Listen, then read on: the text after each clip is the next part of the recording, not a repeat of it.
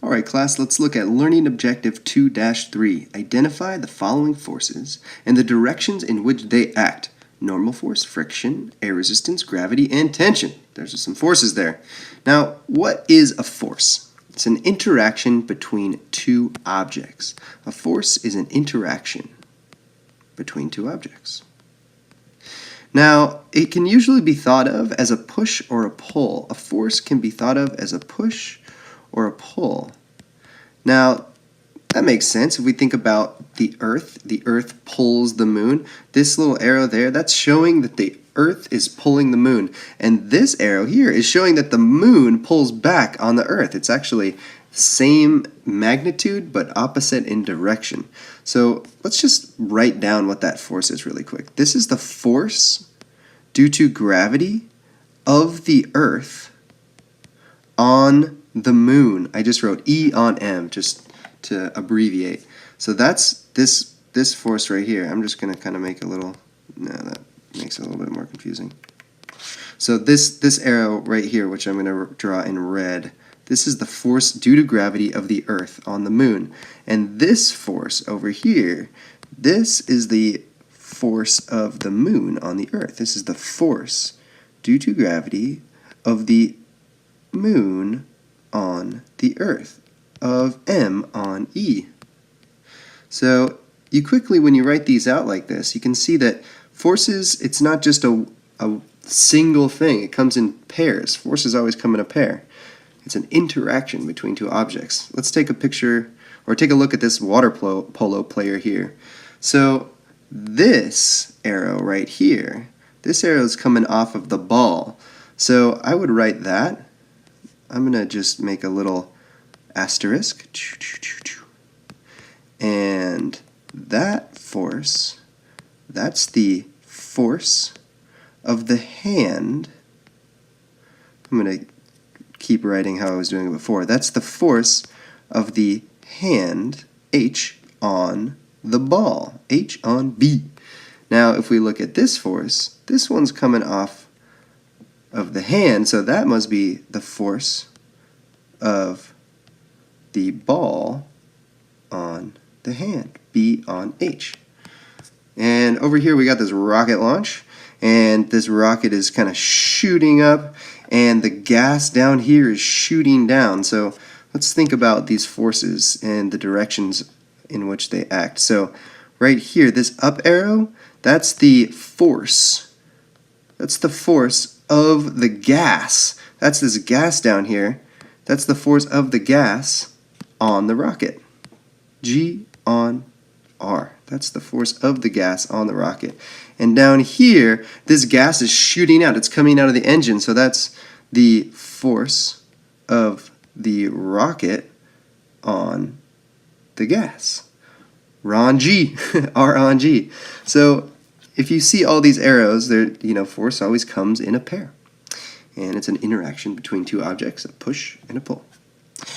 Types of forces. Now, all forces come in two main types. We got contact forces. These are forces that require the two objects involved to touch. And then we also have non-contact forces. These are forces that can even act when two objects involved are not touching. Let's take a look at a contact force. So we have the force of the air on the plane, and we have the force of the plane on the air. So the plane is actually in those propellers. It's kind of whacking these molecules around of air, and there's a contact there. Those are touching, so this would be a contact force. Contact force. You would call this force, if you're talking about this force, the air on the plane, that's its thrust. That's the thrust force, and it's caused by that contact interaction of those air molecules on the plane. But we also have these things called non-contact forces.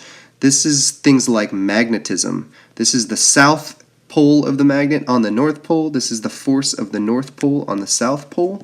Magnets will experience this force without even touching one another. We call that a non-contact force. Non-contact force. Other physicists, I like this phrase too. They call it an action at a distance.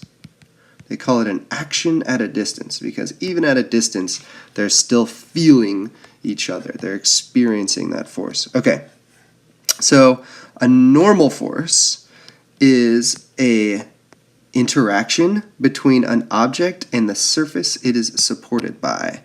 This word normal force, it might be new for a lot of people, so let's really kind of zone in here. It's an interaction or a force between an object and the surface it is supported by. It's always perpendicular. It's always perpendicular. That means at a right angle to the surface. So for example, we got this hockey puck. This is a hockey puck and it must have gotten hit in this direction.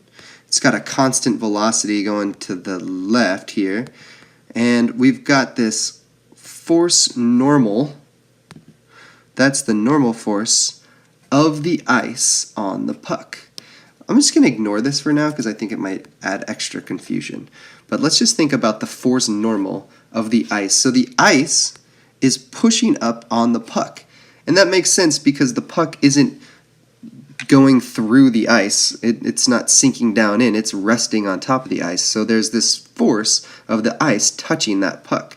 And anytime we have a surface and an object resting on that surface, we have this thing called the normal force. Normal just means perpendicular force, or it means at right angles too. Here's another example. Swing line, there's a little staple here. There's a normal force of the desk on the stapler. So this desk is pushing up on that stapler, and so that stapler is experiencing a force called the normal force. Now, if we were to really think about this stapler, and I'm going to draw the stapler again. I'm going to draw it as a dot. I'm just going to represent the stapler as a dot. I think these are called free body diagrams. You don't have to draw the whole thing. You just represent the stapler as, I don't know, something like a dot or a square or something. And so this stapler, if I'm going to draw the forces on the stapler, it's experiencing that force of the desk on the stapler. And it also experiences this force in the downward direction. And that force, what does that stapler feel? You guessed it, it feels gravity. It feels the force due to gravity of the earth on the stapler. Anytime you're drawing a diagram like this, make sure that you're sticking to the one object. You know, we're talking about the stapler here, so we're on the stapler. So there's the force, the normal force, I should write that little N for that, of the desk on the stapler, and there's the force due to gravity of the earth on the stapler.